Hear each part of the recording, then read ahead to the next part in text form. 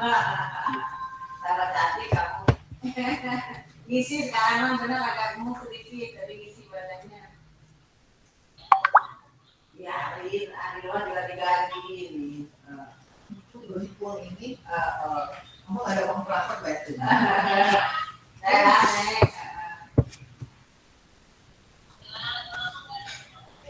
Iya saya nggak apa-apa kan biar videoan. Kemarin masih dikulang.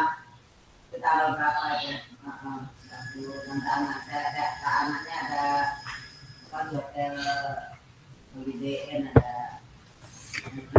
Baik, kita mulai saja ya. Assalamualaikum warahmatullahi wabarakatuh. Selamat pagi. Waalaikumsalam warahmatullahi wabarakatuh. Pagi Pak. Ya, pagi ya. Sekarang kita ketemu lagi pertemuan yang ke-9 ya. Pertemuan yang ke-9, tapi pertemuan yang ke-9 ini Bapak mau disatukan ya. Yaitu biar sekaligus saja selesai pengarahan dan satu lagi adalah kontrol, jadi directing and control. Jadi pengarahan dan controlling. Jadi dua materi ini Bapak satukan. Jadi mungkin agak lama sedikit ya. Karena minggu depannya mungkin sudah informasikan dari Bang Dandi ya, bahwa minggu depan ini asesmen yang kedua ya. Karena waktunya ternyata mepet ya. Materinya terlalu banyak sih ya. Dan waktunya mepet sekali. Jadi minggu depan harus asesmen kedua. Jadi supaya nanti asesmen ketiga tidak terlalu banyak gitu. Nanti Bapak bagi lagi. Jadi nanti asesmen kedua itu kita mulai dari dasar-dasar manajemen, kemudian tadi mulai dari planning, organizing, directing, dan controlling. Hari ini directing and controlling Bapak satukan materinya, biar cepat selesai ya. Nah maka dari itu diperhatikan sama kalian ya, karena materinya tidak jauh dari ini ya keluarnya ya. Itu yang Bapak bisa informasikan ya. Hari ini Bapak lanjut saja pada materi tentang pengarahan ya. Jadi pengarahan ini dan kontrol ini merupakan salah satu dari fungsi manajemen atau di mana seorang manajer harus mempunyai fungsi yang seperti ini. Sebabnya kenapa? Sebabnya seorang manajer apabila tidak bisa mengarahkan kepada bawahannya, maka dia tidak bisa diangkat sebagai manajer. Karena pengangkatan seorang manajer itu biasanya dengan surat keputusan. Ya, dan biasanya dilakukan suatu ujian dulu ya. Ujian atau dilakukan asesmen. Jadi kalau kalian nanti bekerja di kantor ingin menduduki satu manajer itu biasanya ada satu asesmen. Asesmen syarat untuk ujian biasanya. Asesmen itu syarat untuk kenaikan tingkat, terutama kenaikan tingkat yang ada di middle manajemen, yaitu di manajer. Itu kalian mesti diakses dulu biasanya. Di akses itu kalian bisa kelihatan mampu tidak memimpin. Kalau tidak mampu, maka dicirikan aksesnya itu gagal, nanti ya kalian tidak bisa menjabat dan nanti diulang. Nah, 4 fungsi ini penting. Fungsi perencanaan, fungsi pengorganisasian, fungsi pengarahan, dan fungsi kontrol. Nah, hari ini Bapak akan bicarakan tentang 2 materi sekaligus, yaitu fungsi pengarahan dan fungsi kontrol. Nah, supaya lebih cepat saja, kita lanjut saja. Yang dibahas pada fungsi pengarahan ini ada 5, yaitu mengenai pemahaman tentang direction atau pemahaman tentang pengarahan, kemudian kaitannya kepuasan dan semangat kerja, dan bagaimana seorang atasan memberikan pengarahan untuk memotivasi di lingkungan kerjanya. Dan yang keempat juga, bagaimana kita membuat strategi guna meningkatkan kepuasan dan motivasi dari karyawannya. Yang terakhir adalah, setelah kita semua mengetahui tentang bawahan dan mempunyai strategi untuk meningkatkan kepuasan, maka yang terakhir adalah kita bisa melihat gaya manajer dalam memimpin suatu perusahaan, dalam memimpin anak buah di suatu perusahaan. Kita lihat beberapa gaya, sehingga gaya itu bisa kita diimplementasikan dalam menghadapi anak buah kita untuk meningkatkan motivasi, kepuasan, dan semangat kerja. Ya, kita langsung saja pada arti dan tujuan dari direction atau pemahaman atau pengarahan. Jadi pada dasarnya pengarahan ini sebetulnya fungsi dasarnya adalah arti dari dasarnya adalah suatu proses manajemen yang memandu dan memotivasi karyawan untuk mencapai sasaran organisasi. Jadi seorang manajer itu harus bisa memandu, harus bisa memotivasi karyawan supaya karyawan itu bisa meningkatkan semangat kerjanya sehingga sasaran organisasi bisa tercapai. Nah, itu salah satu dari definisi dari pengarahan ya.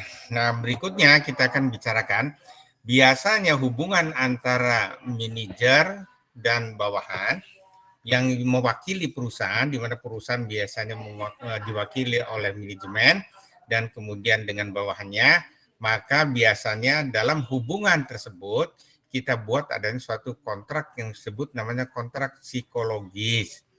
Kontrak psikologis ini merupakan suatu harapan dari karyawan apa yang dia berikan apa yang dia berikan kepada perusahaan dan apa yang perusahaan berikan kepada karyawan sebagai imbal jasanya. Jadi biasanya orang bekerja tapi ada imbalannya. Gitu. Imbalan ini bisa berbentuk uang, bisa berbentuk manfaat, dan bisa juga berbentuk penghargaan. Jadi banyak imbalan-imbalan yang nanti diberikan oleh perusahaan. Makin besar perusahaan itu dan makin besar juga profitnya, maka imbalannya pun makin beraneka ragam. Tidak hanya sekedar uang saja, mungkin ada manfaat, mungkin ada insentif, mungkin juga ada penghargaan dan lain sebagainya ya. Itu kontrak psikologis. Kita bisa lihat di sini bagaimana memotivasi dan meningkatkan semangat kerja dan bagaimana membantu seorang bawahan agar bawahan itu merasa senang. Jadi kitanya di dalam gambar ini juga harus merasa senang. Kitanya harus enjoy. Jadi kalau di kantor, urusan di kantor itu, urusan di rumah itu jangan dibawa ke kantor. Kitanya enjoy, maka pasti karyawan juga akan enjoy dan senang. Ya. Jadi usahakan bahwa karyawan itu mempunyai semangat kerja dan riang sehingga dia dalam melaksanakan pekerjaannya dia bisa dengan riang dan suka hati sehingga diharapkan meningkatkan dalam meningkatkan mutu kerjanya. Dan jangan sampai karyawan yang kita arahkan itu atau kitanya tidak memperhatikan karyawan dan kita tidak bisa melihat sehingga kita tidak mengenali karyawan kita. Sehingga banyak karyawan kita yang tidak termotivasi dan tidak bisa dilihat oleh kita. Jadi seorang manajer itu harus bisa memberikan pengarahan, harus bisa melihat satu persatu bawahannya, mana yang dia energik, yang bermotivasi tinggi, mana yang dia sudah kehilangan motivasi. Ya harus dilihat satu persatu apa penyebab masalahnya. Jadi jangan sampai nanti kalau orang yang kehilangan motivasi, yang memang mumet masalahnya, jadi nanti jangan sampai orang tersebut pasti menghasilkan prestasi kerja yang jelek di kantornya. Biasanya hal itu terjadi.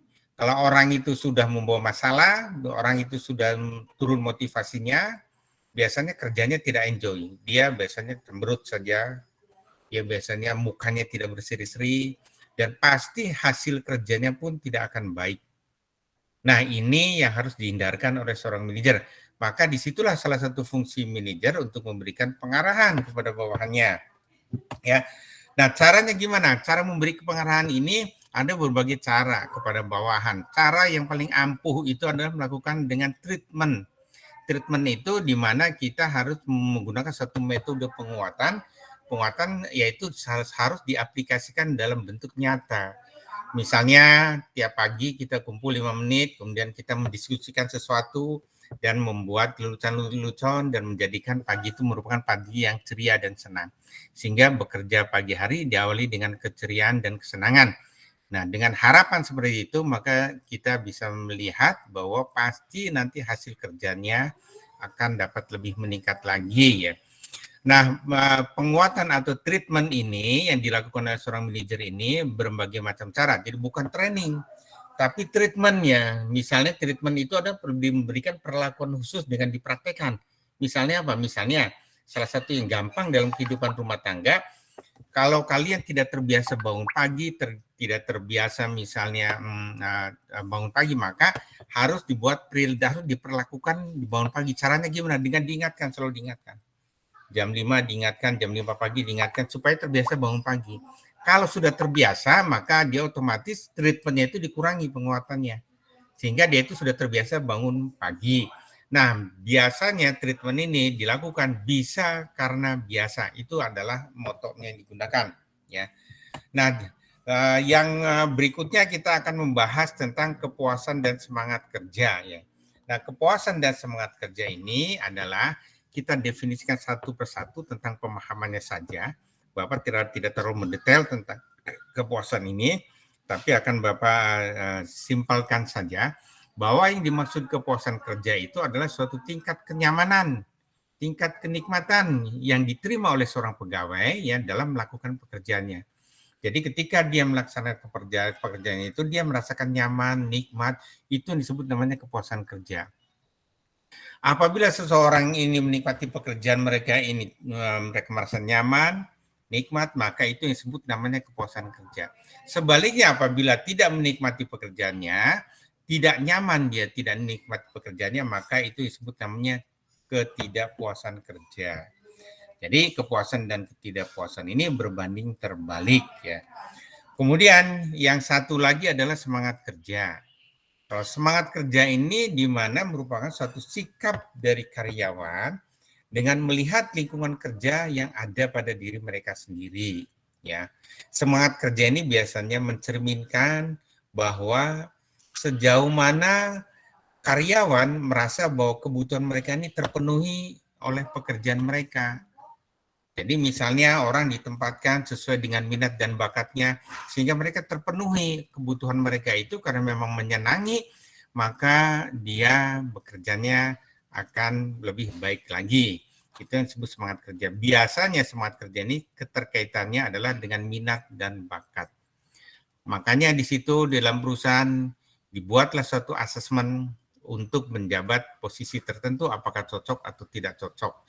Karena kalau tidak cocok akan menurunkan semangat kerja dari seorang manajer tadi. Itu yang disebut dengan kepuasan dan semangat kerja.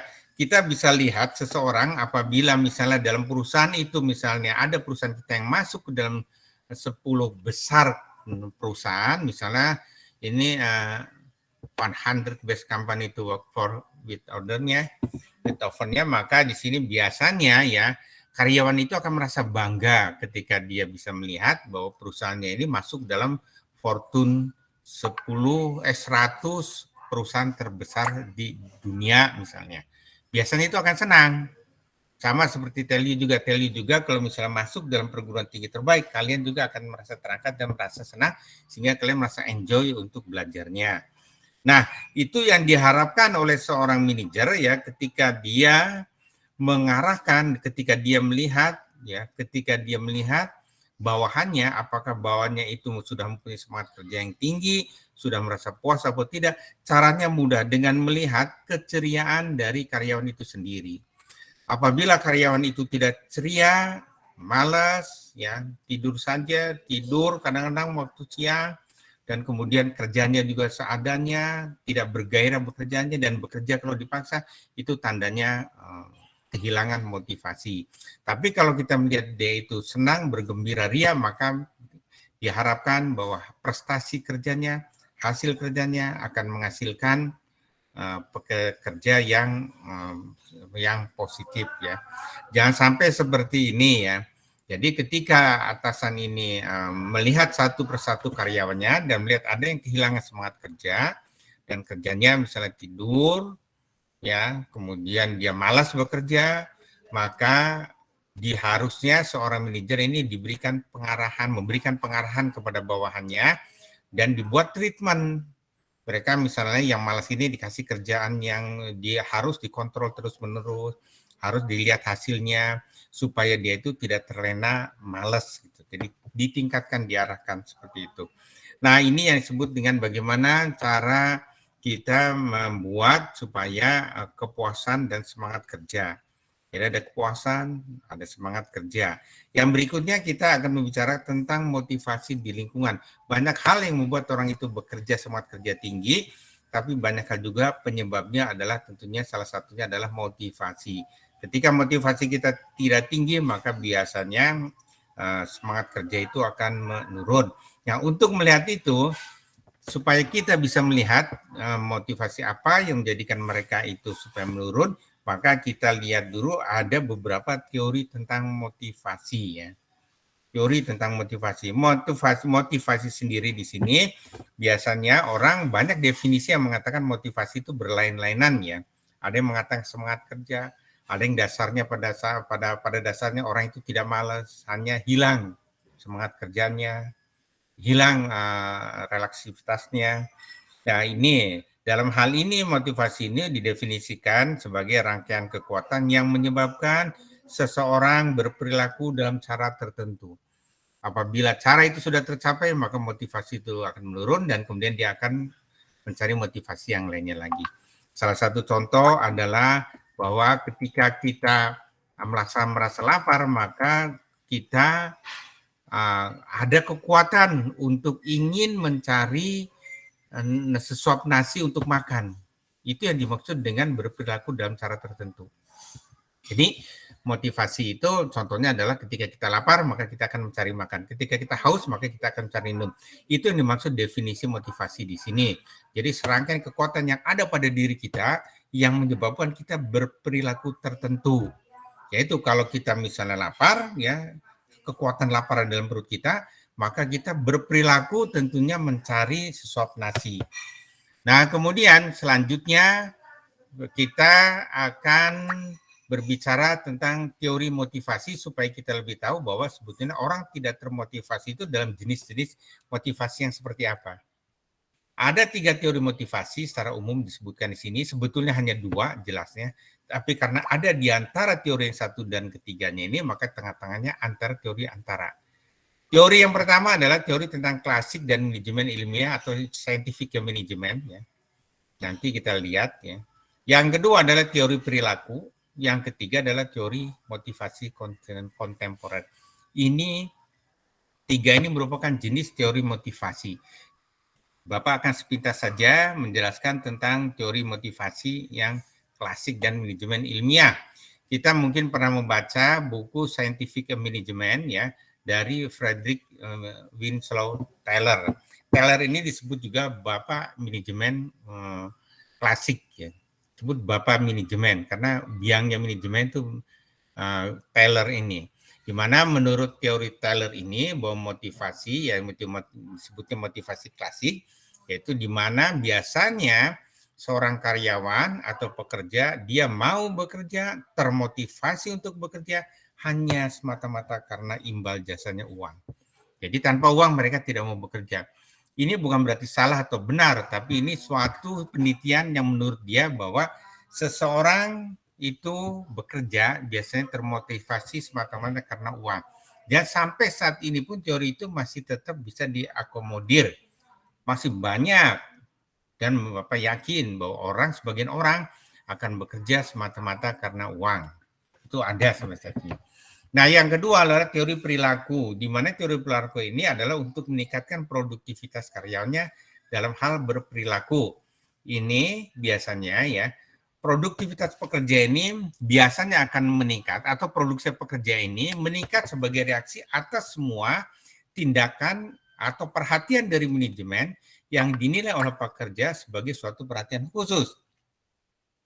Apabila seorang manajer memberikan suatu perhatian yang khusus, maka biasanya produktivitas pekerja, perilaku pekerja ini biasanya akan produktif, ya, akan meningkat gitu. Jadi misalnya sedang bekerja, kita sapa, dan kemudian ada hasilnya yang kita bagus, kita puji hasilnya, itu juga sudah merupakan suatu perubahan, diharapkan suatu teori yang dinyatakan dengan teori perubahan perilaku. Jadi memberikan perhatian di sini ya dapat memotivasi karyawan untuk meningkatkan produktivitas. Ini disebut teori perilaku. Ya, jadi teori dengan cara berperilaku. Yang oleh siapa teori perilaku ini dikeluarkan oleh Hawthorne Effect ya. Jadi ada efek. Jadi maksudnya teori yang saling berefek ya antara manajer dan bawahan. Kalau manajer tidak memperhatikan bawahan, maka produktivitas biasanya menurun. Tapi kalau manajer punya perhatian khusus kepada bawahan, maka biasanya produktivitas akan meningkat. Yang ketiga adalah teori tentang motivasi kontemporer. Apa teori motivasi kontemporer? Nah, di sini yang disebut teori motivasi kontemporer itu adalah teori motivasi abad ke-21. Ada beberapa jenis teori motivasi kontemporer ya. Di sini disebutkan ada 5 yang mungkin kalian tahu secara umum. Yang pertama adalah teori model sumber daya manusia atau teori X dan A. Yang kedua adalah teori hierarki kebutuhan. Yang ketiga adalah teori 2 faktor. Yang keempat adalah teori pengharapan atau ekspektansi. Dan yang kelima adalah teori keadilan. Kita lihat satu persatu secara sekilas saja ya. Teori model sumber daya manusia ini disebut juga dengan teori X and Y ya. Di mana X pada dasarnya manusia itu diasumsikan bahwa manusia itu atau karyawan itu adalah malas, tidak mau bekerja, pasif ya. Makanya harus dihukum atau diberi imbalan atau reward agar mereka menjadi produktif. Jadi teori X mengatakan bahwa pada dasarnya karyawan manusia itu adalah malas, tidak mau bekerja dan kemudian pasif. Jadi kalau dia malas maka harus diberi hukuman. Kalau dia rajin maka harus diberikan reward atau imbalan. Itulah teori yang disebut dengan teori X dari teori model sumber daya manusia. Sedangkan teori Y pada dasarnya manusia itu adalah rajin, mau bekerja, orangnya energik ya. Dan dia biasanya menuntut suatu perkembangan yang ada pada dirinya. Dia bekerja berdasarkan berorientasi kepada perkembangannya. Dia bisa memotivasi diri sendiri dan dia biasanya tertarik terhadap hal-hal yang sifatnya produktif ya. Nah, teori Y ini lebih mudah kita seorang manajer apabila melihat bawahan seperti ini. Ya, jadi teori model sumber daya manusia ini melihat karyawan dengan 2 macam tipe sehingga kita sebagai manajernya bisa memperlakukan dengan cara yang seperti apa. Tadi teori yang pertama adalah bahwa bawahan kita itu adalah malas, tidak mau bekerja, pasif, itu yang disebut teori X. Kita harus bagaimana. Dan teori A tadi bahwa bawahan kita itu adalah energik, orientasi terhadap perkembangan, motivasinya tinggi terhadap diri sendiri. Dia misalnya tertarik dengan produktivitas, makanya dia itu biasanya disebut dengan teori Y. Nah, kemudian teori ini dikembangkan oleh disebut dengan nama McGregor ya. Yang menyatakan bahwa manajer yang menganut teori Y kemungkinan besar mempunyai karyawan yang puas dan termotivasi. Jadi kita lihat kalau karyawannya itu motivasinya tinggi, energik ya, kemudian dia itu bisa memotivasi diri sendiri, ya kita santai saja. Ininya manajernya bisa menyerahkan, mendelegasikan kewenangan pekerjaannya ke bawahan. Beda dengan teori X. Tidak bisa didelegasikan ke bawah, malah harus dikontrol, malah harus diarahkan sedetail mungkin. Karena apabila tidak, maka akan tertinggal. Itu yang pertama. Yang kedua adalah teori tentang hierarki kebutuhan, yang mungkin sudah kita kenal. Teori hierarki kebutuhan ini adalah teori sebut, penemunya adalah Maslow. Di mana dalam teori ini dibagi menjadi manusia pada dasarnya dibagi menjadi 4-5 tingkatan. Tingkat yang paling rendah adalah tingkat fisiologis, di mana setiap manusia harus memenuhi kebutuhan dasarnya, yaitu makan, minum, tidur, dan pakaian. Kebutuhannya itu harus dipenuhi. Tanpa kebutuhan dasar tidak mungkin kita bisa hidup. Jadi kebutuhan dasar, setelah kita sudah cukup dengan kebutuhan dasar, kita sudah bisa, kita misalnya sudah kebutuhan dasar itu bisa masih SMP, SMA, masih atau cukup yang kebutuhan yang kecil-kecilan saja. Nah, rasa berikutnya adalah setelah kita sudah melampaui itu, di mana kita sudah bekerja, gaji kita sudah bisa untuk makan, minum, tidur, dan membeli pakaian, bahkan bisa lebih, maka kita tuntutannya biasanya manusia itu adalah rasa aman. Dia harus rasa dari aman, dia ingin keteraturan, dia sudah mulai memperhatikan dirinya. Misalnya di sini sih staf yang sudah enak bekerjanya, dia sudah stabil keuangannya, semua kebutuhan makan, minum, tidur, pakaian sudah terpenuhi, dia meningkat rasa aman. Yang ketiga adalah sosial. Pada dasarnya manusia itu tidak diciptakan untuk sendiri-sendiri, tapi juga perlu bantuan orang lain dan perlu sosial. Jadi perlu adanya suatu afeksi atau relasi dibutuhkan antara satu orang dengan lainnya. Setelah rasa aman pada dirinya, maka dia ingin berkomunikasi dan bersosialisasi dan harus mempunyai relasi dengan pihak-pihak lain. Bahkan dengan keluarga. Bagi yang belum berkeluarga, misalnya dia sudah berkeluarga, misalnya dia mau berkeluarga, itulah disebut kebutuhan sosial ya. Kemudian yang berikutnya meningkat lagi adalah kebutuhan penghargaan.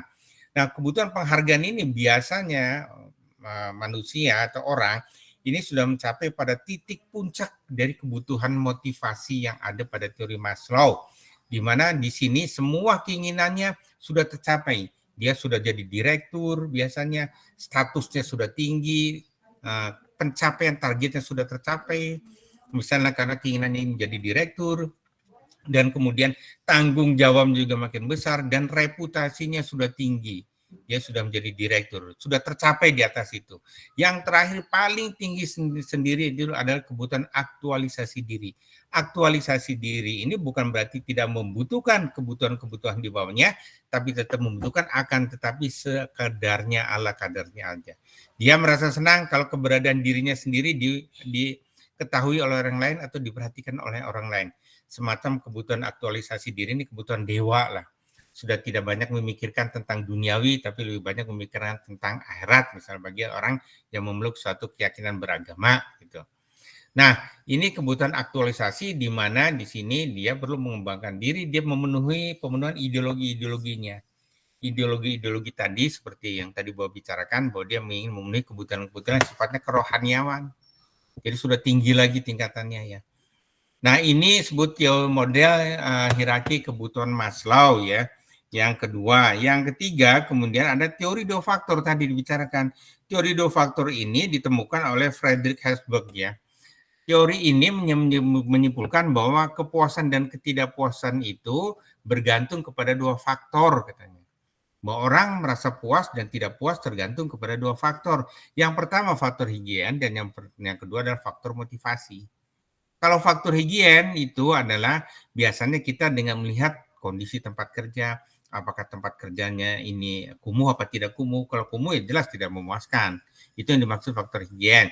Kemudian kebijakan-kebijakan perusahaan, apakah kebijakannya ini ya kebijakannya mendukung karyawan untuk berprestasi atau sebaliknya kebijakan perusahaan ini banyak mengikat tentang karyawan sehingga terjadi ketidakpuasan.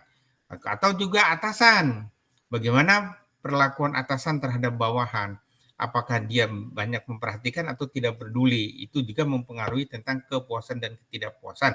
Dan begitu juga gaji biasanya, makin tinggi gaji seseorang biasanya dia makin puas, walaupun tidak harus seperti itu. Dan yang disebut faktor motivasi ini biasanya adalah pencapaian atau pengakuan. Ketika dia sudah mencapai pekerjaannya, targetnya, apakah dia mendapat pengakuan atau tidak dari atasannya. Dan kemudian jenis-jenis pekerjaannya, apakah jenis pekerjaan sesuai dengan pendidikan, sesuai dengan minat dan bakat. Maka jika sesuai dengan pendidikan, minat dan bakat biasanya akan merasa puas dan termotivasi.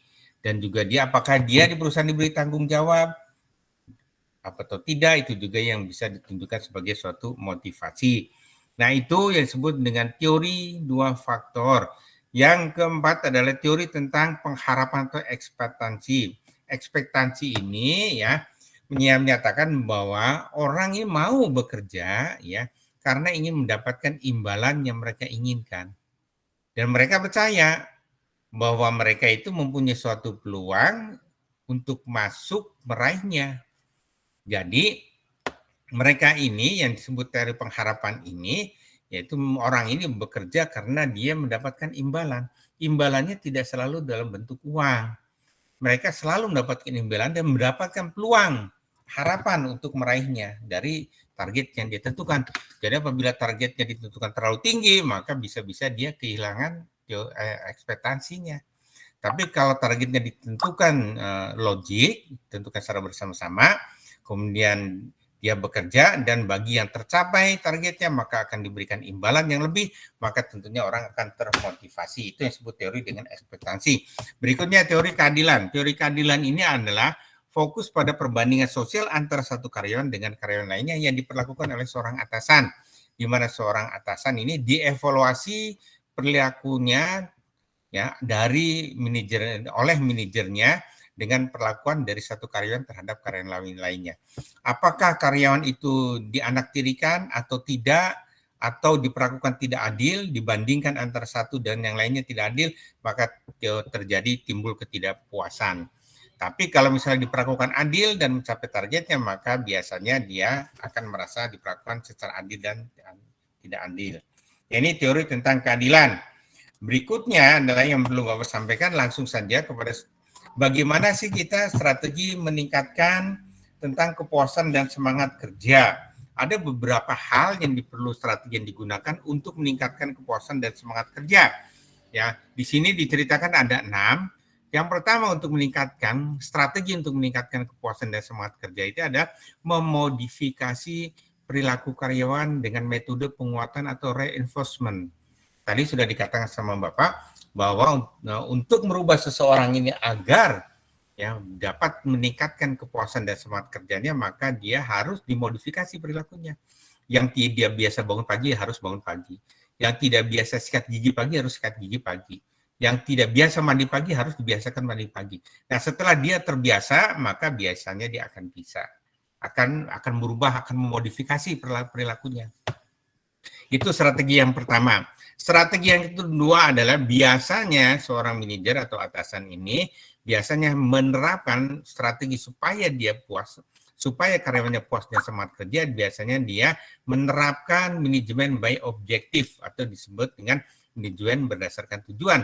Dia serahkan pekerjaannya ke bawah, dia semua kesalahan ke bawah, nanti bawah-bawahlah yang mengitukan menyelesaikannya.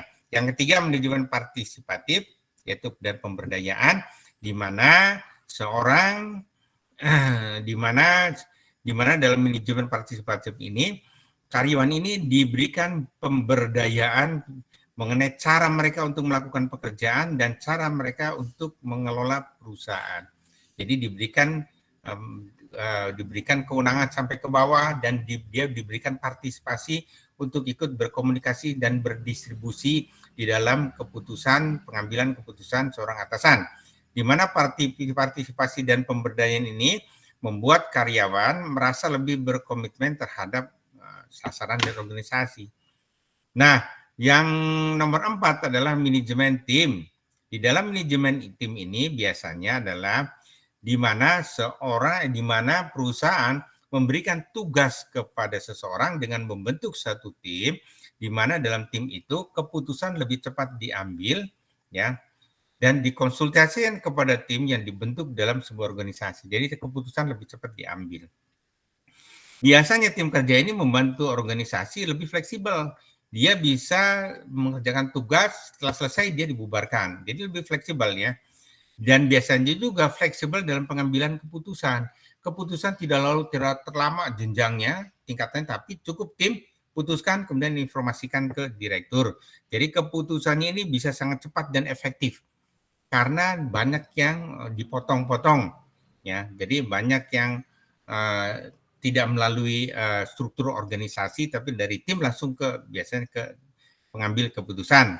Dan biasanya mendorong anggota organisasi ini untuk lebih merasa menjadi bagian dari organisasi itu. Jadi merasa lebih berkontribusi dan berperan. Itu yang disebut dengan suatu strategi untuk meningkatkan kepuasan dan semangat kerja melalui pembentukan tim. Dan yang berikutnya adalah dengan melakukan pengkayaan pekerjaan dan perancangan ulang pekerjaan. Pengkayaan pekerjaan ini biasa disebut dengan job enrichment, yaitu di mana di dalam job enrichment ini adalah dengan merancang suatu pekerjaan dengan menambah beberapa pekerjaan secara ke bawah secara detail, lebih fokus sehingga diharapkan dapat termotivasi dalam kegiatan kerjanya. Jadi supaya pekerjaannya tidak banget maka di breakdown ke bawah. Itu yang disebut dengan job enrichment. Kemudian yang disebut dengan perancangan ulang pekerjaan ini disebut juga dengan nama job redesign. Jadi mendesain kembali pekerjaan. Di mana di dalam pekerjaan ini direstrukturisasi pekerjaannya. Yang tadinya SDM dibagi 2 unit, misalnya administrasi dan pengembangan, maka dibagi 3, administrasi, pengembangan, kebijakan misalnya. Jadi di redesign ulang pekerjaannya. Diulang kembali, dilakukan restrukturisasi kembali untuk mencapai kecocokan yang lebih memuaskan antara pekerja dan pekerjaannya. Antara pekerja dan pekerjaannya dan pekerjaan mereka. Sehingga diharapkan dapat memotivasi individu yang sangat menginginkan pertumbuhan karir, dan prestasi. Sehingga diharapkan sekali itu. Yang terakhir adalah melakukan time management atau memodifikasi jadwal pekerjaan. Nah, di dalam memodifikasi jadwal pekerjaan ini, program-program itu kita bagi menjadi beberapa pekerjaan, beberapa waktu-waktu tertentu. Program ini harus selesainya kapan, program ini harus selesainya kapan. Jadi kita di jadwal pekerjaan-pekerjaannya itu dilakukan modifikasi. Apabila tidak ada cocokan, maka dilakukan modifikasi terhadap waktunya. Nah, program waktu kerjanya ini tidak baku, harus fleksibel. Kalau perlu diganti, kalau perlu dialihkan gitu. Dan bisa menggunakan telecommuting atau bisa menggunakan dengan virtual office ya. Jadi banyak sekarang itu bekerja yang di mana tingkat kepuasan dengan kontemporer itu biasanya lebih banyak dengan melakukan virtual office ya. Itu yang disebut namanya dengan modifikasi pekerja. Kemudian yang terakhir adalah dengan gaya manajerial dan kepemimpinan. Setelah kita mengetahui semua bagaimana sifat perilaku dari bawahannya, yaitu ada yang bawahannya malas, ada yang rajin, ada yang bawahannya inginnya bekerjanya cepat, ada yang bawahannya ingin tanggung jawabnya banyak yang dipotong, ada yang ingin diberikan kewenangan, didelegasikan, maka bagaimana gaya kita seorang pemimpin dan dalam kepemimpinan untuk mengatasi bawahan-bawahan tadi. Nah, di sini akan dijelaskan ada beberapa gaya kepemimpinan, gaya manajerial dan kepemimpinan. Ada 3 gaya manajerial dan kepemimpinan secara umumnya. Nanti banyak lagi teori-teori lain mengatakan tidak hanya 3, tapi ini secara garis besarnya ada 3. Yang pertama adalah gaya otokratis, yang kedua adalah gaya demokratis, dan yang ketiga adalah gaya pemberian kewenangan. Gaya pemberian kewenangan. Yang disebut gaya otokratis adalah di mana seorang pemimpin adalah otokrat, otoriter dia. Kalau dia bilang A, B, kerjakan. Seperti kalau dalam satu negara itu namanya Korea Utara dan juga China, itu namanya otokratis. Dia otokrat, otoriter. Tidak peduli bawahan itu setuju atau tidak setuju, kaya atau miskin, senang atau tidak senang, pokoknya keputusan ada pada pemimpin itu sendiri.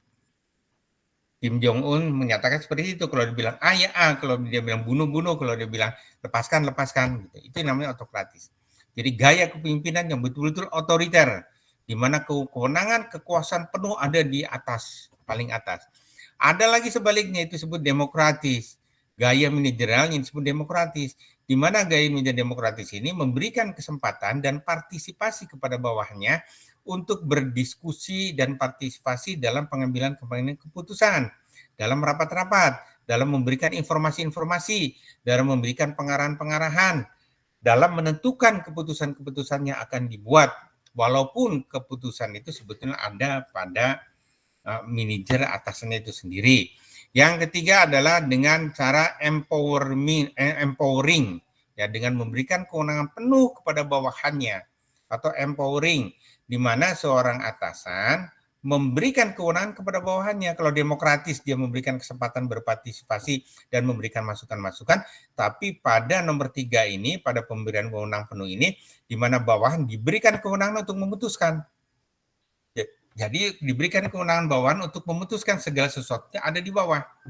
Jadi dia, seorang atasan, memberikan apa yang boleh dikerjakan dan apa yang tidak boleh dikerjakan. Jadi do dan-nya itu dilakukan di bawah. Dia dibuat aturan, kamu boleh mengerjakan, boleh menentukan anggaran sampai 100 juta misalnya.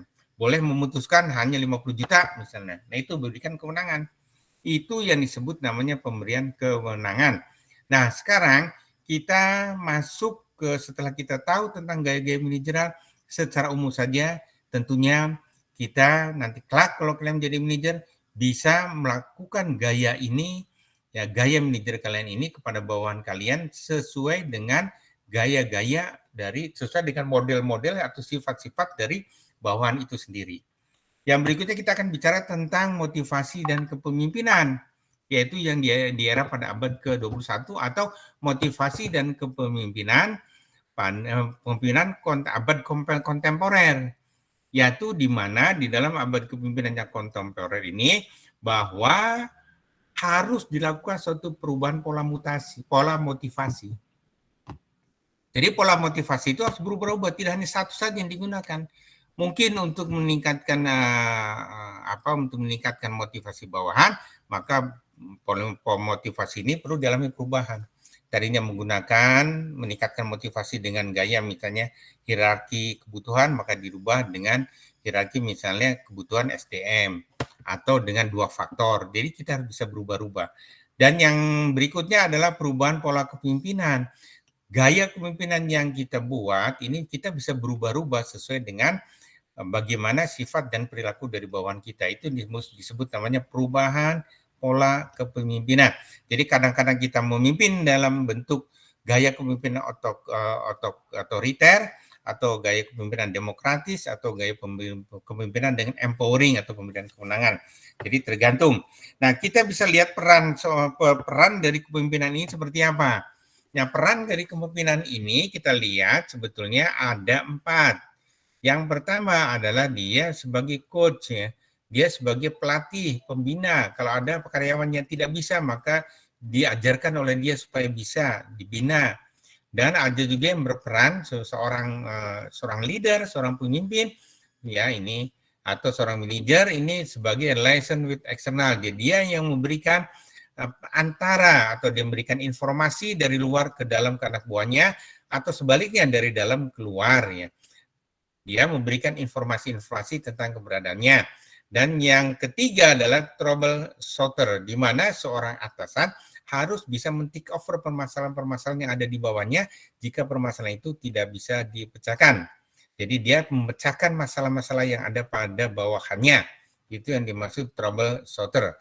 Dan yang terakhir adalah peran dari seorang pemimpin itu adalah konflik manager. Dia harus bisa menciptakan konflik-konflik di bawahnya. Konflik ini adalah bukan konflik yang sifatnya negatif, tapi konflik yang sifatnya positif. Ya, bagaimana supaya meningkatkan semangat kerja bawahannya? Maka dibuatlah konflik manajemen. Salah satu bentuknya misalnya adalah bahwa ditentukan target perusahaan misalnya 100 produk per bulan. Nah, barang siapa yang capai 100 produk per bulan apalagi lebih, maka diberikan reward. Yang tidak lebih, maka tidak diberikan reward. Maka semuanya ini akan terjadi konflik. Konflik bagaimana cara mencapai ke sana? Usahanya pasti akan berbeda-beda di bawahan itu. Nah, ini disebut dengan konflik manager. Nah, era zaman sekarang di abad kontemporer ini ya tentu mengalami perubahan dalam masalah kepemimpinan. Kalau dulu kepemimpinan itu ditentukan berdasarkan gender saja, presiden harus laki-laki, wakil presiden harus laki-laki, menteri harus laki-laki, pemimpin harus laki-laki. Bahkan di perusahaan-perusahaan yang besar, ya laki-laki itu selalu memimpin, jadi pemimpin. Nah, di era kontemporer ini, maka perubahan kepemimpinan terhadap gender-gendernya. Jadi di sini kita bisa lihat bahwa dahulu perbedaan gender ini dipermasalahkan, sekarang ini rupanya sudah tidak dipermasalahkan lagi.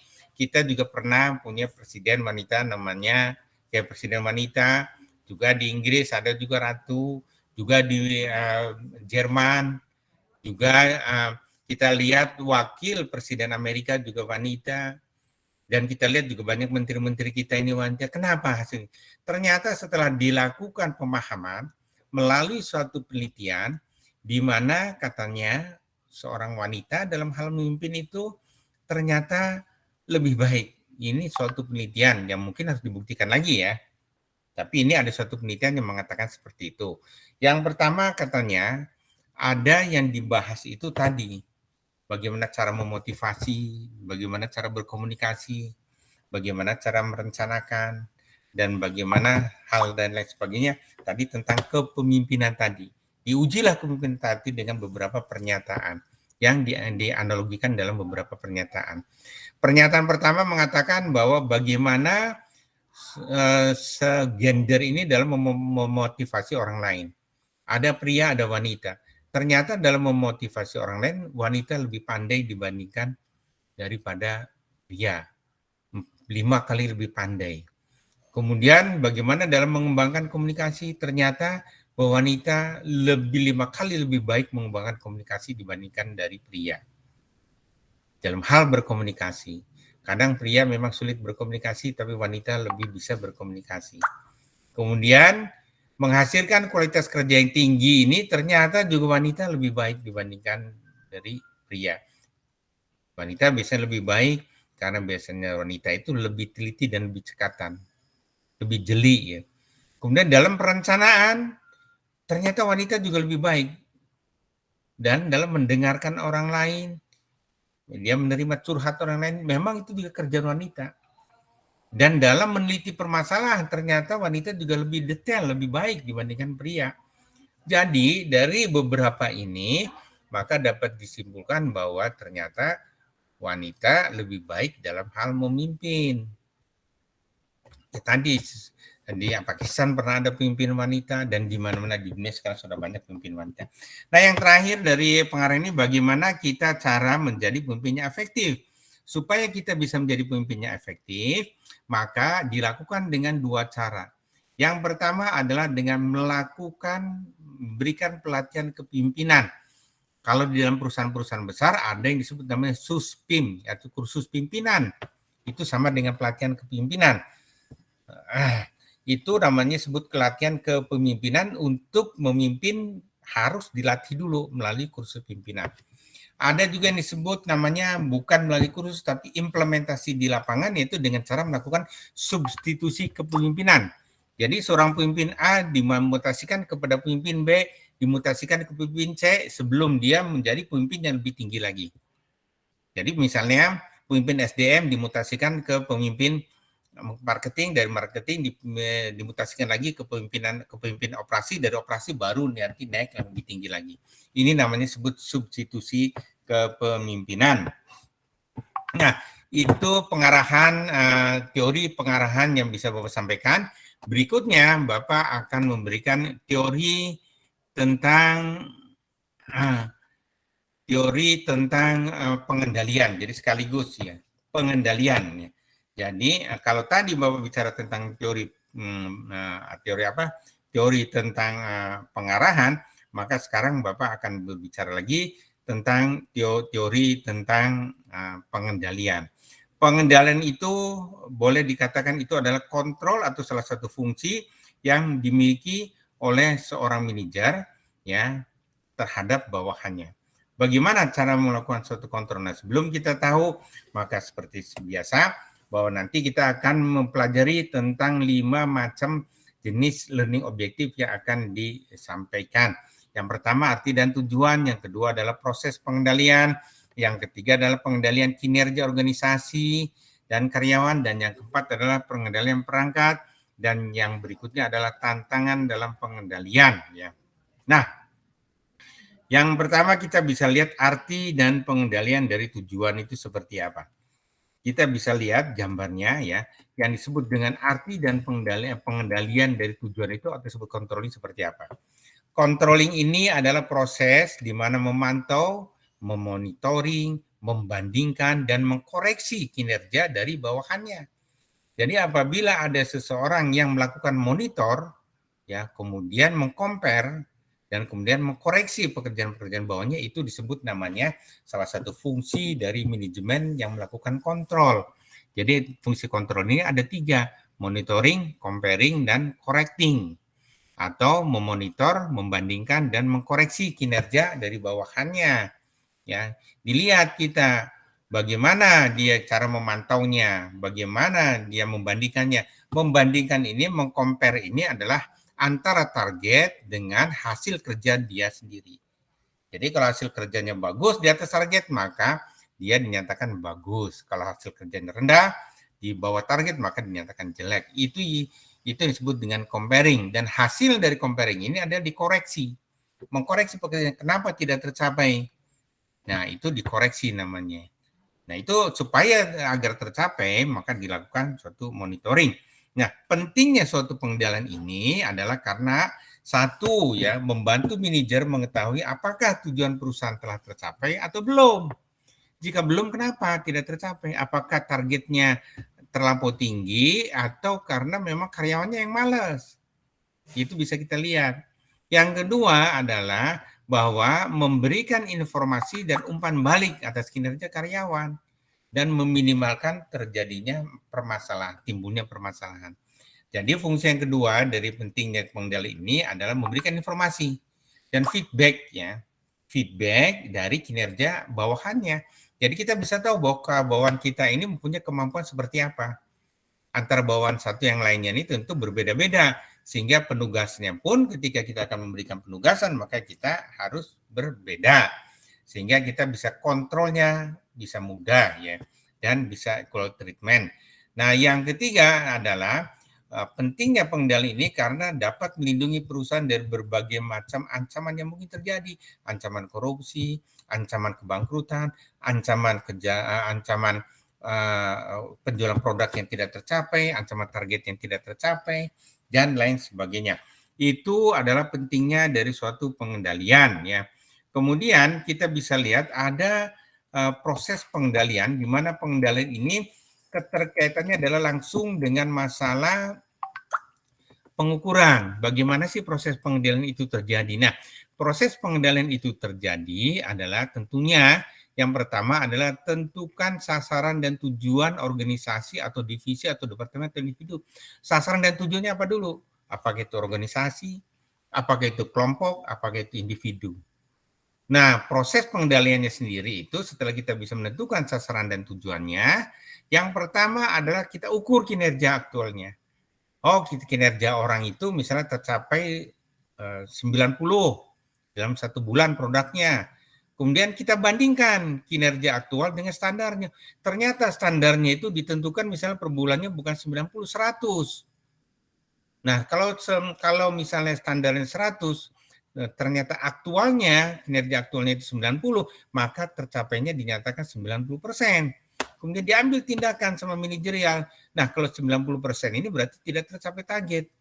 Diambil tindakan, apakah kena hukdis, ataukah dia dimutasikan, ataukah diberikan peringatan lebih awal. Kalau misalnya tercapai target, kalau kinerja aktualnya itu adalah 120, kemudian standarnya itu adalah 100, sehingga dia menjadi 120%, maka tindakan manajerial yang diambil adalah dengan memberikan reward kepada bawahannya. Ini disebut proses pengendalian. Ya. Nah, berikutnya kita akan berbicara lagi bagaimana kita mengukur kinerja aktual. Tahap pertama yang disebut dengan mengukur kinerja aktual adalah ada 2 aspek dalam hal pengukuran di sini. Yang pertama adalah tentukan kriteria apa yang dapat mengukur kinerja. Apakah statistik atau objektif atau subjektif? Opini saja. Jadi tentukan kuantitatif atau kualitatif, kasarnya gitu. Dan 2, bagaimana cara mengukurnya? Kalau kualitatif bagaimana? Kalau kuantitatif seperti apa? Nah, ada beberapa kriteria pengendalian dapat digunakan untuk situasi apapun ya. Namun kriteria lainnya juga harus menyesuaikan dengan berbagai aktivitas yang ada ya. Jadi ini contoh-contohnya bisa kita lihat misalnya beberapa pendekatan yang bisa kita lihat. Pendekatan pengukuran tadi untuk mengukur kuantitatif dan kualitatif, maka ada beberapa pendekatan pengukuran. Yang pertama melalui pendekatan pengukuran melalui observasi. Ya. Jadi kalau tadi dibilang kriteria apa yang dapat mengukur kinerja, jadi kriteria inilah yang disebut mengukur kinerja. Kriteria dengan cara observasi, di mana kelebihannya adalah memperoleh informasi secara langsung. Informasi tidak tersaring pihak lain karena dia lakukan observasi sendiri. Kemudian mendapatkan informasi-informasi dan keterangan-keterangan yang intensif pada aktivitas kerja tertentu. Tapi ada kekurangannya, yaitu dapat dipengaruhi bias karena dia pendapat pribadi. Kemudian dia menghabiskan waktu yang banyak. Dan laporan statistik, yang kedua laporan statistik. Laporan statistik ini kelebihannya mudah divisualisasi. Tapi kekurangannya informasinya juga terbatas. Gitu. Yang kedua, laporan statistik ini adalah efektif untuk menunjukkan hubungan antara satu variabel terhadap variabel lainnya. Sementara tapi kekurangannya adalah dia biasanya mengabaikan beberapa faktor yang sifatnya subjektif. Dia nggak mau menggunakan yang subjektif, dia positif. Pendapat pribadi atasan itu tidak boleh, pokoknya aktual. Nah, laporan statistik ini bisa disebut dengan laporan kuantitatif. Yang ketiga adalah laporan lisan. Lisan ini biasanya keuntungannya mudah dan cepat informasinya. Tapi biasanya yang lisan ini sudah disaring dulu. Jadi dia hanya melaporkan biasanya yang baik-baiknya saja. Itu kekurangannya. Kelebihan lainnya adalah memungkinkan umpan balik verbal dan non-verbal. Bisa umpan baliknya itu berupa ucapan, bisa umpan baliknya berupa dengan non-ucapan. Ya. Kemudian informasinya, kekurangannya tidak dapat didokumentasikan karena dia laporan lisan. Nah, yang berikutnya laporan tertulis. Laporan tertulis tentu lebih baik lagi. Yang pertama adalah keuntungan yang bersifat komprehensif, yang kedua bisa formal, dan yang ketiga adalah mudah disimpan dan dilihat kembali dan lebih detail. Sementara kelemahannya hanya ada satu, membutuhkan waktu saja untuk menyiapkan laporan. Nah, ini saja yang tentang perbedaan daripada perbedaan daripada bagaimana kriteria mengukur kinerja yang aktual. Sekarang bagaimana cara mengukurnya? Cara mengukurnya ini kalau kita bisa lihat adalah dengan memberikan suatu batas-batas yang dapat diterima dalam hal pengukuran, atau disebut namanya dalam ilmu statistik namanya standar error. Adalah standar yang diberikan, standar kesalahan yang diizinkan oleh seorang atasan untuk melakukan suatu kesalahan, ada batasnya. Di sini kita lihat standarnya adalah lurus, tapi mungkin bisa ada yang pertama adalah di bawah standar, yang ada di atas standar, ada yang di bawah standar, dan di atas standar. Tapi kita lihat apakah masih dalam batas-batas ukur yang ditentukan atau tidak. Kalau di luar batas ukur maka di-reject. Kalau masih di dalam batas ukur maka bisa diterima. Contohnya tadi bahwa batas-batas untuk memproduksi suatu barang itu adalah standarnya 100. Tapi batasnya adalah boleh dia berkurang 10%, boleh dia lebih dari 10%. Jadi batasnya adalah 90 dan batas tingginya adalah 110. Maka ketika ada seseorang yang mengerjakan mencapai 110, maka itu masih boleh. Di bawah 100 misalnya 95 juga boleh. Tapi kalau terdapat orang itu misalnya menghasilkan produk 80, maka itu dianggap tidak memenuhi standar kinerja ukuran. Nah itu ya. Kemudian yang berikutnya adalah kita bisa tahapan bagaimana seorang manajer bisa mengambil tindakannya terhadap hasil keputusan tadi ya. Ada 3 kemungkinan tindakan manajerial yang diambil ketika dia mengambil suatu keputusan. Yang pertama tindakannya adalah tidak melakukan apapun. Yang kedua memperbaiki kinerja aktual, dan yang ketiga memperbaiki standar. Kita lihat ya apa yang tidak bisa melakukan apapun. Apabila sesuai dengan hasil yang diharapkan, maka tidak melakukan apa-apa. Ternyata bahwa standarnya 100 tercapai 110, 105, 100 misalnya, ya tidak melakukan apa-apa. Yang kedua memperbaiki kinerja aktual. Apabila standarnya itu di bawah kinerja, apabila standarnya itu misalnya apabila kinerja aktualnya itu di bawah standar, maka kinerjanya diperbaiki. Diperbaiki kinerjanya kalau memang itu kinerjanya misalnya pekerjaan dari bawah itu kurang baik. Perbaiki. Dan yang ketiga adalah memperbaiki standar.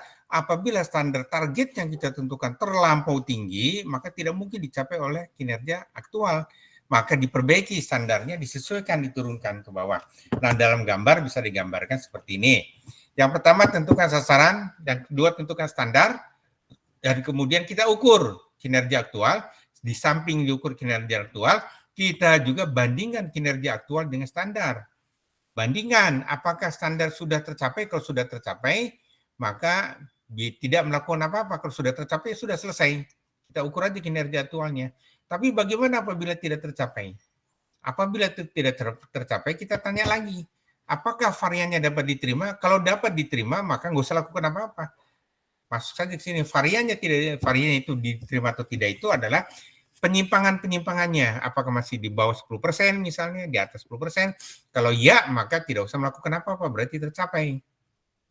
Kemudian kalau tidak, ditanya lagi, apakah standar dapat diterima? Kalau dapat diterima ya standarnya, maka diidentifikasi sebab-sebabnya ada varian. Identifikasi kenapa dia itu tidak mencapai 100% tapi 95%.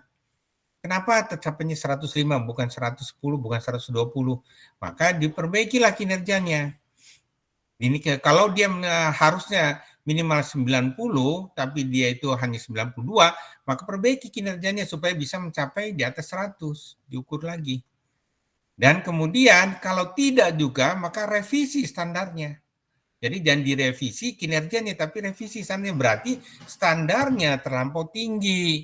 Nah, inilah penjelasan ketiga-tiganya tadi, yaitu yang pertama tidak melakukan apa-apa, memperbaiki kinerja, dan yang ketiga adalah merevisi standar. Nah, gambar ini menunjukkan dari hasil bahasan yang tadi Bapak bicarakan bagaimana tindakan manajer terhadap kemungkinan yang diambil terhadap kontrol ya. Dengan cara tadi dengan 3 cara tidak melakukan apa-apa, memperbaiki kinerja aktual dan memperbaiki standar. Nah, 3 cara inilah digambarkan dalam gambar ini. Yang pertama tadi adalah tidak melakukan apa-apa, yang kedua adalah memperbaiki kinerja aktual, yang ketiga adalah merevisi standar. Ini ya yang dapat diambil tindakan manajer dalam hal pengkontrolan, ada 3 cara ini. Ini yang dapat dilakukan. Kemudian yang berikutnya kita lihat pengendalian kinerja organisasi dan karyawan ya. Kita bisa lihat pengendalian kinerja organisasi dan karyawan ini adalah bagaimana cara kita melihat ukuran kinerja organisasi. Tentunya dalam melihat ukuran kinerja organisasi ini hanya ada satu cara, yaitu dengan cara mengukur produktivitas organisasi dan mengukur efektivitas organisasi. Dan bisa juga dengan melihat peringkat perusahaan, membandingkan antara satu perusahaan ini satu dengan perusahaan yang lainnya. Jadi ada 3 cara ya. Cara dengan mengukur produktivitas organisasi ini adalah tentunya output dibagi input atau jumlah barang yang diproduksi dibagi dengan jumlah input yang dibutuhkan untuk menghasilkan output tersebut. Jadi misalnya outputnya ada 100, inputnya ada 50, jadi 100 per 50, jadi 200% misalnya produktivitasnya. Atau misalnya outputnya 120, inputnya 100, maka produktivitasnya adalah 120%. Nah, efektif apa tidak? Nah, efektif ini tergantung kepada kesesuaian antara tujuan organisasi dan seberapa baik tujuan tersebut dapat dicapai.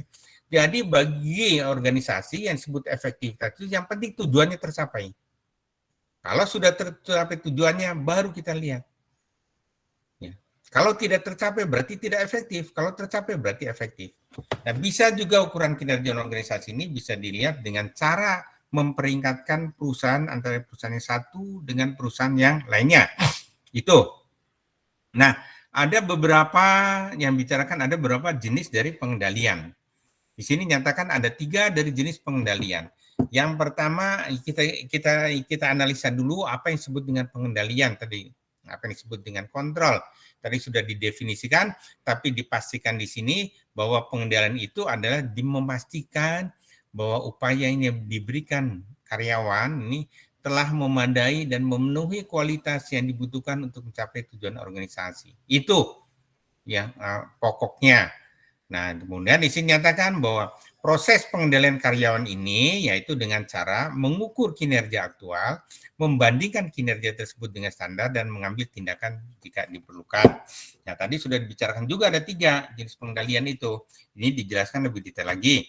Nah, kita langsung saja kepada jenis-jenis pengendalian. Yang pertama adalah pengendalian yang disebut namanya feed forward ya, control.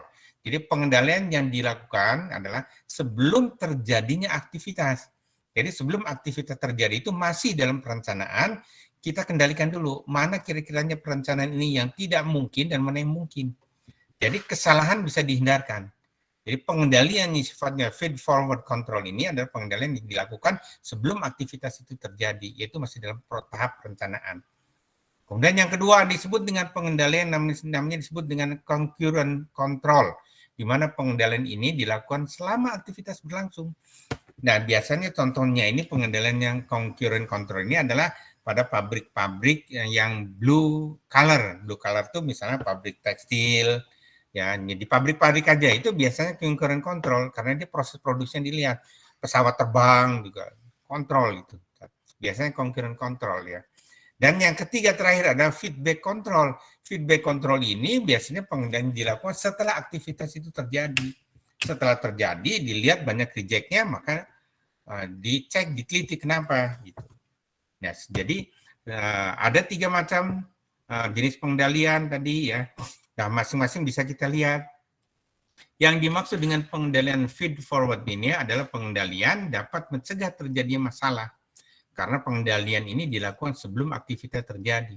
Jadi kuncinya adalah mengambil tindakan dulu, tindakan manajer sebelum masalah itu terjadi. Itu kuncinya. Yang pengendalian feed forward control.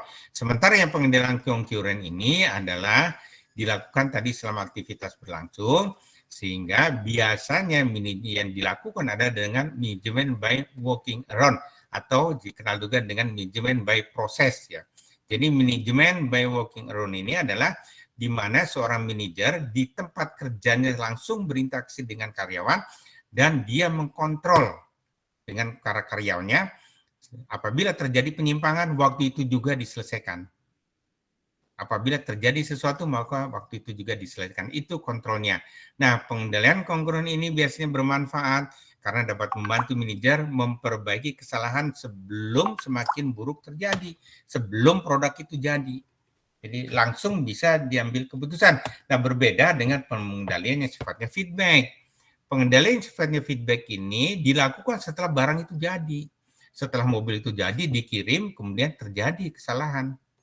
Maka dilakukan feedback. Nah, kekurangannya daripada jenis pengendali ini adalah di mana pengendalian dilakukan ketika masalah itu telah jadi. Setelah produk itu jadi, sehingga tidak tahu kerusakannya apa, tapi sudah jadi produknya. Dan kalau sudah jadi, ini ada kemungkinan produk itu belum dikirim ke konsumen atau setelah dikirim konsumen. Yang repot setelah dikirim ke konsumen. Yang masih bisa dikendalikan adalah produk itu jadi tapi belum dikirim konsumen. Walaupun itu merugi, tapi masih bisa dikendalikan. Nah, itu yang jenis-jenis daripada pengendalian. Yang berikutnya kita lihat ada beberapa perangkat ya, pengendalian yang bisa kita lakukan. Perangkat pengendalian ini kita bagi menjadi 3. Yang pertama adalah perangkat pengendalian dengan metode keuangan, dengan mengukur rasio-rasio keuangan. Yang kedua, pengendalian informasi, yaitu dengan menggunakan sistem informasi pada tiap-tiap bagian. Dan yang ketiga adalah menggunakan balance scorecard, atau biasanya dengan ISO juga bisa, dengan balance scorecard juga bisa. Itu namanya jenis pengendalian. Di mana balance scorecard ini adalah menggunakan kartu pengendalian. Nanti bisa kita lihat satu persatu. Ya. Nah, perangkat pengendalian keuangan ini di mana seorang manajer ini bisa mengukur mengendalikan keuangannya dengan cara menganalisa rasio-rasio keuangan, rasio likuiditas, rasio leverage, rasio aktivitas, rasio profitabilitas, dan lain sebagainya. Rasio-rasio inilah yang diurus oleh perangkat pengendalian. Jadi banyak. Melakukan pengendalian keuangan itu memang lebih pelik dibandingkan melakukan pengendalian-pengendalian yang lainnya. Karena menyangkut masalah kepada keuangan. Tadi likuiditas, average, aktivitas, kemudian probabilitas. Nah, itu pengendalian keuangan. Kemudian kita ada yang mengenal lagi disebut namanya pengendalian informasi tadi. Pengendalian informasi ini ada sistem yang digunakan untuk mengendalikan informasi yang ada yang dibutuhkan oleh manajer secara teratur. Jadi informasinya ini bisa dikendalikan oleh manajer. Manajer bisa menggunakan informasi-informasi itu untuk melakukan suatu pengendalian, suatu kontrol. Jadi caranya adalah dengan menggunakan informasi. Walaupun orang itu bekerjanya di luar Jawa, tapi manajernya ada di Jawa, dia bisa melakukan kontrol, dia bisa mengendalikan melalui sistem informasi. Sebagai contoh, sistem informasi manajemen. Walaupun orang itu ada di Irian Barat, tapi kantor pusat misalnya di Jakarta, tapi yang di Jakarta itu, manajer yang di Jakarta itu bisa mengetahui bahwa bawahannya yang ada di Irian Jaya itu apakah itu performansi kerjanya menurun atau meningkat atau biasa-biasa saja. Itu bisa dilihat, tentang profilnya juga bisa dilihat, dia misalnya golongan berapa, gajinya berapa, kemudian performasinya berapa, itu bisa dilihat. Itu namanya sistem informasi manajemen SDM. Sistem informasi manajemen keuangan juga bisa dengan melalui laporan-laporan keuangan. Ya. Kemudian informasi ini menjadi perangkat pengendali bagi manajer tadi, di mana sistem informasi ini dikumpulkan data-datanya dan kemudian diubah data-datanya menjadi suatu informasi yang relevan, yang siap digunakan oleh seorang manajer. Nah, yang berikutnya adalah balance scorecard. Balance scorecard ini adalah kartu keseimbangan, di mana kartu keseimbangan ini dibagi menjadi dihierarkikan menjadi 4. Hierarki yang paling bawah, kalau kita buat segitiga, hierarki yang paling bawah ini adalah namanya learning growth. Learning growth itu lebih mengarah kepada hal-hal yang berkaitan dengan sumber daya manusia. Biasanya bagaimana mempelajarinya, bagaimana tumbuhnya itu dengan sumber daya manusia. Kemudian yang kedua, tahap kedua adalah proses. Proses yang paling bawah di atasnya itu proses. Proses ini adalah biasanya dikaitkan dengan proses produksi, yaitu dengan operasional produknya. Produknya seperti apa diproses, kemudian setelah proses maka masuk ke dalam marketing, yaitu customer. Di customer masukkan customer. Bagaimana produk ini di packaging dulu, diapain dulu, kemudian di branding dulu, dan kemudian dia kemudian dilakukan komunikasi, manajemen komunikasi, dan kemudian dijual setelah diiklankan. Nah, di dalam semua proses dari mulai learning and growth, proses dan customer ini, semua kegiatan itu disatukan dalam bentuk uang, diakumulasikan dalam bentuk uang. Kegiatan-kegiatan tadi dinilai dalam bentuk uang. Paling ujung, paling tinggi dari segitiganya itu adalah finance. Jadi kalau kita urutkan paling tinggi di atas dari segitiga itu adalah finance, yang kedua adalah customer, yang ketiga adalah proses, dan yang paling bawah adalah learning and growth. Itu yang disebut namanya balance scorecard ya. Itu yang disebut balance scorecard-nya. Kemudian yang berikutnya kita akan membicarakan tentang subpokok bahasan yang terakhir, yaitu tentang tantangan dalam pengendalian. Ada beberapa tantangan dalam pengendalian ya. Tapi namun sebelumnya kita harus definisikan dulu apa yang disebut dengan pengendalian. Secara detail lagi, jadi diulang berkali-kali ya, mau menggunakan pemahaman yang manapun, proses pengendalian tidak bermasalah. Tapi intinya bahwa proses pengendalian itu adalah melakukan monitoring, melakukan comparing antara kinerja aktual dengan standar yang digunakan, dan melakukan correcting apabila terjadi kesalahan-kesalahan atau bias yang biasanya dilakukan oleh seorang manajer. Ini disebut definisi yang kita ulang lagi. Kenapa diulang lagi? Karena pengendalian ini merupakan suatu fungsi yang sangat penting bagi seorang manajer. Mengapa pengendalian ini penting? Yang pertama adalah memastikan bahwa tujuan perusahaan ini telah tercapai atau belum. Kalau belum, kenapa? Kalau sudah tercapai, ya nggak bagus. Misalnya target 100, tapi tiba-tiba kita tercapainya 120, ya tidak masalah. Tapi kalau targetnya 100, tercapainya 80, itu ditanya kenapa tidak tercapai. Itu akan ditanya. Harus memberikan bila belum ada harus kita tahu alasannya kenapa. Apakah targetnya tidak cocok, apakah rencananya tidak cocok, atau pelaksanaannya orang bekerjanya tidak baik. Maka harus dilakukan penyesuaian. Dan yang kedua, kenapa pengendalian ini penting? Karena melakukan pemberdayaan ini dilakukan dengan memberikan informasi-informasi ya, di mana informasi-informasi dan umpan balik tersebut atas kinerja karyawan sehingga dapat meminimalkan timbulnya masalah. Jadi di sini pengendalian itu penting karena pada umumnya biasanya seorang manajer itu memberikan pemberdayaan, di mana pemberdayaan itu perlu dilakukan dengan memberikan informasi. Jadi ketika kita memberikan pemberdayaan, maka kita berikan informasi dan umpan balik atas kinerja karyawan tadi. Kamu salah loh, kamu harusnya begini. Nah itu namanya umpan balik kepada kinerja karyawan. Sehingga diharapkan karyawan tersebut tidak menyimpang terlalu jauh dari kesalahannya. Atas pemberdayaan yang diberikan oleh atasannya. Yang ketiga, kenapa pengendalian ini penting? Karena melindungi perusahaan dan asetnya dari kerugian-kerugian yang tidak diharapkan. Nah, itu ya. Kemudian berikutnya kita lihat hubungan sebetulnya di sini ingin menceritakan tentang hubungan antara planning dan kontrol. Linknya ini seperti apa? Tapi di sini link itu dijadikan menjadi satu saja, itu hubungan antara fungsi-fungsi yang ada dalam manajemen. Fungsi-fungsi itu dimulai dari fungsi planning, organizing, directing atau leading dan controlling. Jadi leading itu sama dengan directing, karena leading itu adalah kepemimpinan, kalau controlling itu juga sama, pengendalian yang dilakukan oleh seorang pemimpin. Jadi di sini ada planning, ada organizing, ada leading, ada controlling. Nah, planning dan controlling ini mempunyai kedekatan. Jadi setelah dilakukan semuanya, maka dikontrol, kemudian dirubah lagi planning, dan ini berputar merupakan suatu close looping, jadi loop yang tertutup. Kita mulai dengan planning. Planning itu tetapkan goalnya dulu, objektifnya apa, strategi yang digunakan apa, lakukan perencanaan. Setelah lakukan perencanaan, kita organisasikan. Untuk mencapai pelaksanaan rencana itu maka perlu struktur organisasi misalnya. Buatkan struktur organisasinya seperti apa dan perlu diatur siapa mengerjakan apa. Perlu diatur. Nah, setelah itu dikerjakan, maka tahap berikutnya adalah tugas dari seorang pemimpin untuk bagaimana memotivasinya, bagaimana mengkomunikasikannya, baik itu terhadap individu maupun terhadap perilaku grup. Nah, setelah itu baru dilakukan kontrol. Siapa? Kalau leading itu directing tadi ya Bapak lupa ya. Jadi planning, organizing, leading, controlling. Jadi leading itu adalah directingnya dan controlling itu adalah kontrolnya. Apa kontrolnya? Tentukan standar yang ukur standar, bandingkan antara standar sama aktualnya. Itu salah satu daripada alur daripada controlling, daripada fungsi-fungsi manajemen. Baik dimulai dari planning, organizing, leading atau directing maupun controlling. Jadi ada 4 fungsinya ya.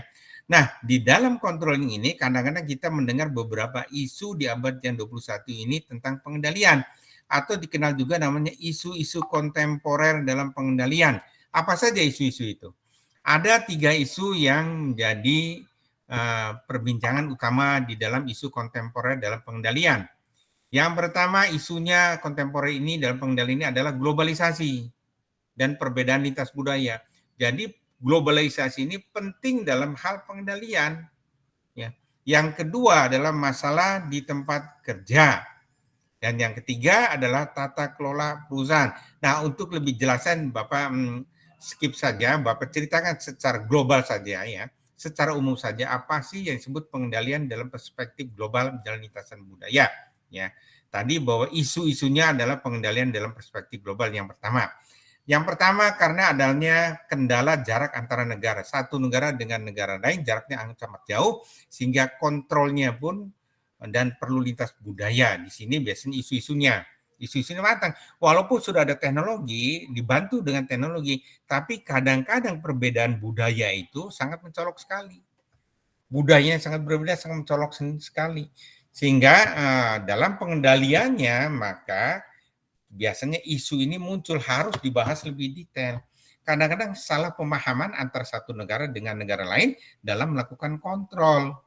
Misalnya perusahaan Telkom buat cabang di Amerika atau buat cabang di Turki dan bahasanya karena bahasanya berbeda bisa menimbulkan kendala juga karena jaraknya jauh. Walaupun dengan teknologi kadang-kadang ada hal yang perlu dilihat secara langsung kasat mata tidak bisa. Ini yang kedua adalah perbedaan teknik pengendalian di masing-masing negara, di mana antara negara satu dan negara lainnya, di mana teknik pengendaliannya berbeda-beda. Inggris mempunyai pengendalian tersendiri, Indonesia tersendiri, Amerika tersendiri, bahkan Cina juga tersendiri, dan Jepang juga tersendiri. Jadi adanya perbedaan teknik pengendalian di masing-masing ini menyulitkan pengendalian yang dilakukan oleh atasan. Ini yang disebut namanya pengendalian dalam perspektif isu global dan lintas budaya. Dan yang ketiga adalah dampak kesiapan teknologi, di mana satu negara kadang-kadang berbeda dengan negara lainnya dalam mengaplikasikan teknologi. Ada satu negara yang teknologinya maju pesat, ada negara lain yang teknologinya belum maju. Sehingga perspektif global ini atau lintas budaya ini sangat penting. Isu-isu ini sangat penting untuk diatasi. Nggak usah jauh-jauh dalam mengatasi dampak kesiapan teknologi ini di Indonesia saja. Mungkin teknologi yang diadakan di kota dengan teknologi yang diadakan di daerah mungkin berbeda. Di daerah mungkin belum tinggi teknologinya, tapi mungkin di kota sudah tinggi teknologinya. Oleh karena itu pengendaliannya pun harus hati-hati. Nah, ini yang disebut pengendalian dalam perspektif global dan lintas budaya. Berikutnya adalah kita bisa lihat permasalahan-permasalahan yang muncul di tempat kerja ya. Biasanya ada banyak masalah, tapi di sini secara global ditulis saja ada 3. Yang pertama masalah itu adalah pencurian aset perusahaan oleh karyawan. Biasanya pengendalian ini yang sulit, ya, karena adanya pencurian aset perusahaan oleh karyawan. Oleh karena itu, dari cara mengendalikannya salah satu caranya untuk mengatasi permasalahan ini adalah dengan cara membuat suatu aplikasi atau membuat suatu sistem pengendalian manajemen misalnya. Sistem informasi manajemen itu penting untuk menghindarkan terjadinya pencurian aset perusahaan oleh karyawan. Yang kedua adanya kekerasan di tempat kerja juga sulit. Ya, tapi kalau semuanya dilakukan menggunakan dengan sistem informasi manajemen, maka semua data akan masuk ke situ. Dan yang ketiga adalah layanan yang buruk terhadap pelanggan. Nah, ini juga isu. Banyak ini isu-isu yang nyata di lapangan bahwa banyak pegawai yang memberikan layanan yang tidak baik terhadap pelanggan. Ini banyak. Ini permasalahan-permasalahan yang muncul yang harus diatasi oleh seorang manajer dalam hal melakukan pengendalian. Dan yang terakhir adalah bagaimana kita melakukan tata kelola perusahaan. Bagaimana caranya? Caranya adalah melakukan tata kelola perusahaan ini karena tata kelola perusahaan ini merupakan sebuah sistem yang digunakan untuk mengelola perusahaan sehingga kepentingan pemilik perusahaan terlindungi. Jadi perlu adanya tata kelola perusahaan sehingga bagi owner atau pemilik perusahaan ini kepentingannya akan terlindungi, tidak kehilangan uang, tidak mendapatkan kerugian karena dia mempunyai tata kelola perusahaan yang baik. Biasanya tata kelola perusahaan ini adalah diwakili oleh direksi yang bertugas melakukan pengawasan untuk kepentingan pemegang saham. Biasanya dewan direksi itu adalah bertugas melakukan pengawasan. Tapi kalau ada di atasnya itu dewan komisaris, maka dewan komisarislah yang mengawasi direksi. Kalau direksi itu yang mengimplementasikan pekerjaan di lapangan, sementara kalau yang dewan komisaris yang mengawasi pekerjaan-pekerjaan direksi. Nah itu. Kemudian yang terakhir adalah melakukan reformasi tata kelola perusahaan jika diperlukan, di mana peran dewan direksi dan pelaporan keuangan yang terbuka dan transparan itu perlu dilakukan secara nyata dan transparan. Jadi lakukan tata kelola dengan cara lakukan reformasi tata kelola perusahaan ya, di mana peran dewan direksi dan pelaporan keuangan ini harus terbuka dan transparan. Dan biasanya ya peran dewan direksi yang terbuka pelaporan keuangannya dan transparan itu biasanya kalau dia berbentuk PT TBK, itu PT terbuka biasanya dibuka untuk umum. Kalau PT tertutup memang hanya kepentingan-kepentingan owner saja, hanya kepentingan tertentu saja. Direksi, mungkin dewan komisaris, dan mungkin pemilik itu saja. Nah ini saja yang Bapak bisa sampaikan. Hari ini Bapak sudah sampaikan materi tentang yang pertama tadi materi tentang directing atau pengarahan, dan yang ini yang kedua adalah materi tentang controlling atau pengendalian, di mana baik directing maupun controlling atau pengendalian ini merupakan beberapa fungsi dari manajemen dalam mengelola perusahaan. Jadi Bapak sampaikan kembali ya sebelum ditutup bahwa dalam mengelola perusahaan ini ketika kita ditunjuk sebagai manajer, sebagai manajemen, sebagai pemimpin, maka 4 fungsi ini penting kita letakkan sebagai unsur-unsur manajemen dalam mengelola anak buah di dalam suatu perusahaan. Jadi ada 4 fungsi penting manajemen ini. Tadi adalah yang pertama adalah merencanakan atau planning, yang kedua adalah mengorganisasikan yaitu dengan organizing, yaitu dengan membentuk seluruh organisasi, melakukan itu kemudian membuat job description, menempatkan seseorang sesuai dengan bakatnya, menempatkan seseorang sesuai dengan pekerjaannya, membagi pekerjaan-pekerjaan menjadi beberapa bagian dan lain sebagainya. Dan kemudian setelah itu terbentuk, maka kita melakukan directing, implementasi di lapangnya, kita melakukan pengarahan bagaimana supaya tujuan perusahaan itu tercapai, kita arahkan. Tadi ada beberapa macam pengarahan sudah dijelaskan. Setelah kita lakukan pengarahan, selesai semuanya, maka pekerja itu melakukan pekerjaannya, kemudian kita kontrol hasil kerjanya. Ya, tadi ada beberapa tata cara pengkontrolan ya. Kita kontrol berapa jenis tata pengontrolannya, ada yang disebut namanya tadi feed forward back, ada yang disebut namanya concurrent control, dan ada yang disebut juga ada yang disebut juga feedback control. Jadi ada beberapa yang disebut dengan ada tipe-tipe kontrol tadi ya. Jadi itu yang harus dipelajari oleh kalian ya untuk dijadikan pedoman untuk minggu depan untuk asesmen yang kedua. Jadi kalian mudah-mudahan bisa memahami ini semua. Apabila ada yang kurang jelas bisa ditanyakan melalui WA ke Bapak. Baik, itu saja yang bisa Bapak sampaikan sampai di sini. Apakah ada pertanyaan sampai di sini? Pak mau bertanya, Pak. Oh, silakan. Siapa? Mahardika Ilham, Pak. Mahardika Ilham ya. Sebentar ya. Sekarang itu